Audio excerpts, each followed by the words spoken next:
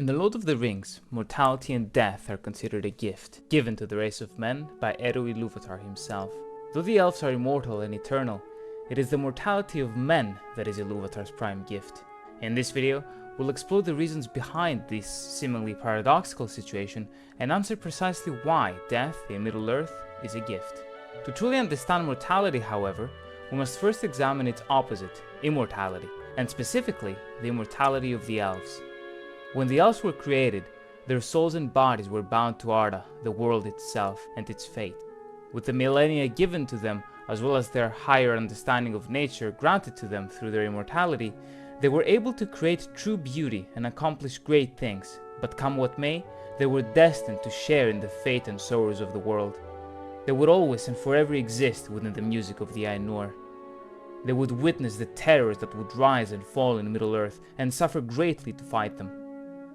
Even when dying of an unnatural cause, such as in battle, they would be reincarnated and sent back to Arda from the halls of Mandos. Whereas the elves remain until the end of days, and their love of the earth and all of the world is more single and more poignant therefore, and as the years lengthen, ever more sorrowful.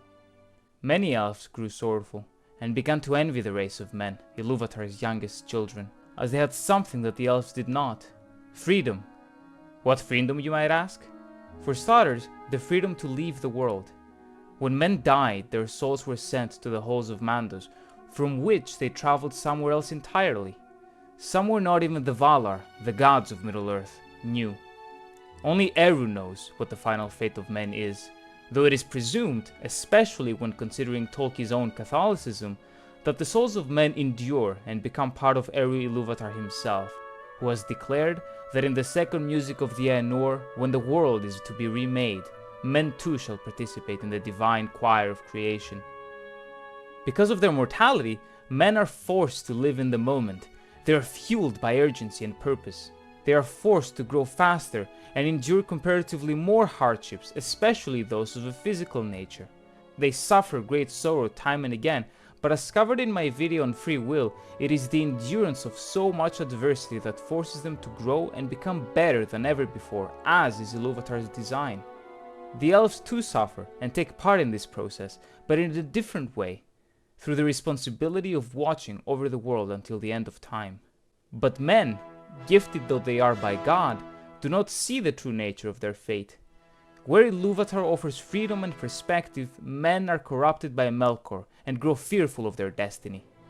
They are filled with terror, and the unknown circumstances of what comes after their inevitable death fills them with dread. This too, of course, Eru had foreseen, as it is the perseverance of all of this adversity that leads to the betterment of one's soul. It is the acceptance of your fate and of the futility of fighting it.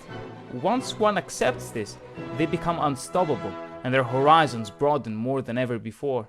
They have nothing to fear anymore, and can focus solely on what truly matters, which is the happenings of their life here and now, without worry of what comes afterwards. With all of that said, the matter of Númenor and the Dúnedain's longevity becomes all the more interesting.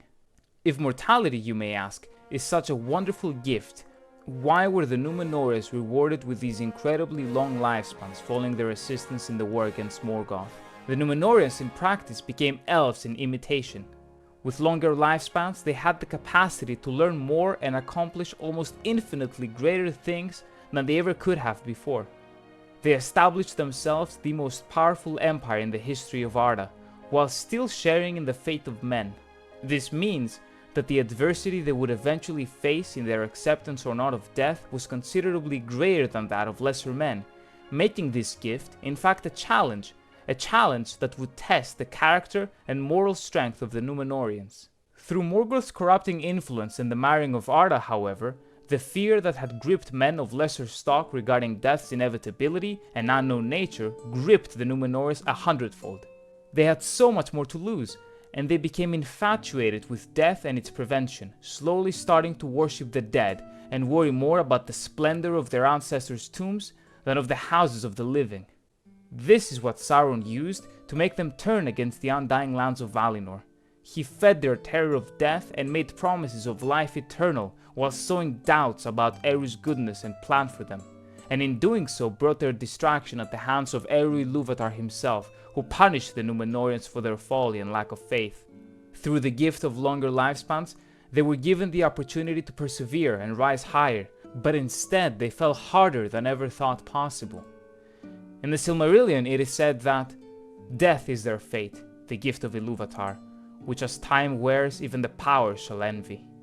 But Melkor has cast his shadow upon it, and confounded it with darkness, and brought forth evil out of good, and fear out of hope.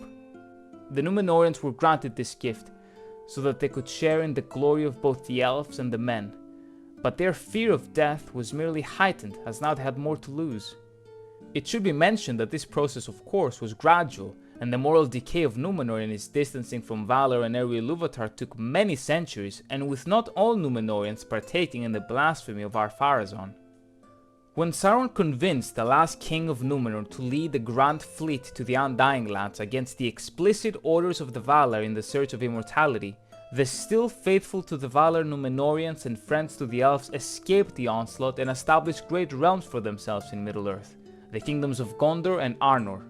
And though they too were hunted by great adversity, they managed to achieve great things in their acceptance of Eru and his plans, and it is no mistake or accident that they too crumbled when their faith started to be forgotten alongside the lessons of the past, whether that be through Isildur's bane or other events that transpired during the Second and Third Ages.